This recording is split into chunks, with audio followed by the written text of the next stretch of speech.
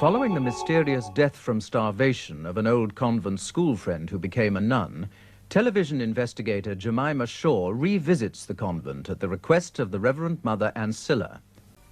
Jemima decides to stay at the convent to look more closely into the death of her friend, Sister Miriam. She is anxious to speak to one of the nuns, Sister Edward, but following a severe asthmatic attack, Sister Edward is also found dead.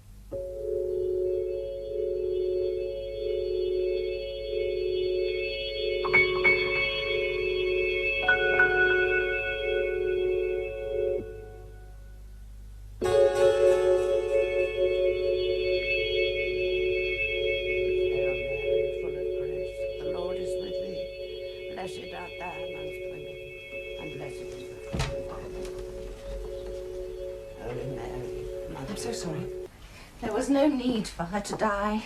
Her time had come. No need at all for her to die like that. Her medicines were all within her reach. Medicines? There was no need. She must not have had the strength to reach out for her pills. Was no one with her? No one. I was with her for a time, as you know. Well, then why? Heart failure. An attack of asthma, then heart failure as she struggled for breath. But, oh dear, in that cell all alone, no one heard her call. She may not have called. The wall so thick. But it's like the tower. There is nothing in Sister Edward's death which resembles that of Sister Miriam. Only the walls being so thick and nobody hearing her call. But if she did, Sister Edward died from natural causes. Dr. Mayhew's just signed the death certificate. Natural causes, Jemima.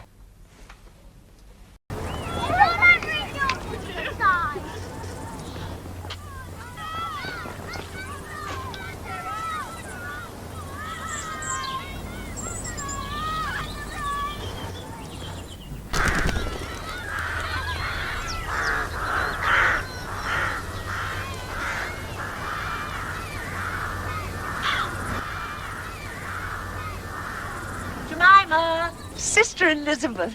Oh, how splendid to see you. How fortunate to find you like this. I've been so longing for a chat with you. How are you enjoying your little break, far from the madding crowd? Well, it's good to see old friends. Are you well? Very well. I have a pupil in the third form with a real literary gift. Aren't I lucky? I'm out just now to breathe the lovely fresh air and clear my mind after fifth form English. A battle? No, a challenge. Trying to open reluctant minds to the beauty of language. Oh, you were such a pleasure to teach, dear Jemima. You found such joy in Wordsworth. Do you remember how we spoke his words together? His great and wonderful prelude, Yes, indeed I do. Ye presences of nature in the sky or on the earth. Ye visions of the hills and souls of lonely places. Oh, Jemima, what a poet. I thank our blessed Lord that he made him write the prelude at such length, such glorious length. She was a friend. I remember. I can't accept it. I can't accept that this has anything to do with Rosa. I don't believe that Rosa's here. Mother Church would agree with you. She's not here. Only her tormented earthly body lies here.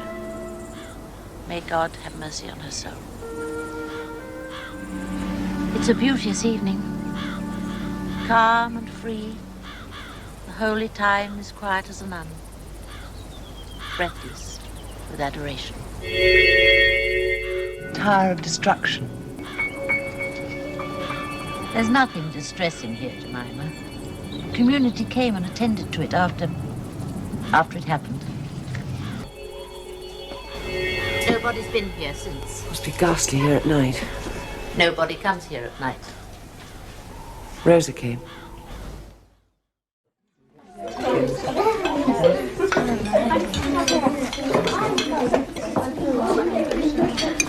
Did anyone see the black nun last night? Aren't all nuns black?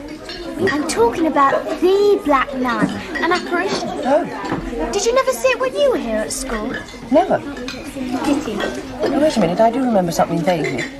Was it supposed to haunt the chapel? It does haunt the chapel, and the tower, and the convent itself. Really? Yes, Sister Miriam saw it once. Sister Miriam? She told us she saw it when she was a girl in school. Well, she never told me. Perhaps it only bobbed up after dark. I was a day girl. What about the Black Nun? Well, it appears just before or just after the death of a nun. Very spooky. Since all the nuns wear black, how do you know there's a stranger in your midst? If you see one you don't recognise, maybe you think she's a novice or a transfer from another convent. Then, the next day you hear one of the nuns has died, and you don't see the stranger again. So the Black Nun is a portent of death? Oh dear. You don't believe us? No. Well, it is the 20th century. Some of us saw the Black Nun. Yes. 3 nights after Sister Miriam ran away. And that turned out to be the night she died in the tower. We were on our way to the chapel. We were going along the corridor, and this nun passed. We didn't recognise her. We didn't think about it until we discovered that was the night Sister Miriam must have died. Yes. That was the actual night she gave up the ghost in the tower. Well, you have to admit it all adds up. Blessed Eleanor was the first to see the Black Nun, you know. All those hundreds of years ago? You're joking. Sister Miriam told us. You see, the Blessed Eleanor was very weak, and she called 6 nuns to carry her to the tower. At the last moment, a 7th nun appeared. One no one knew. So the Blessed Eleanor asked who she was, and she said, "I am death itself, who comes before you as a black nun." Yes, well, none of that delightful story appears in the treasury of the Blessed Eleanor, which I've got in my bedroom. Well, of course it doesn't. The Blessed Eleanor died that night. Sister Miriam told us.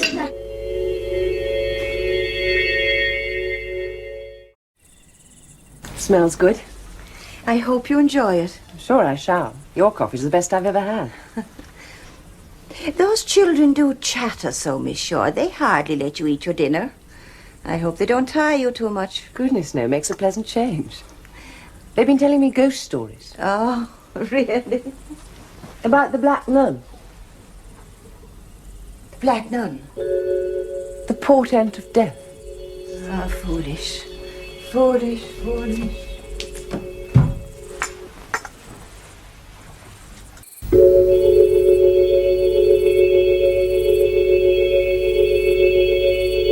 If you don't believe in the Black Nun,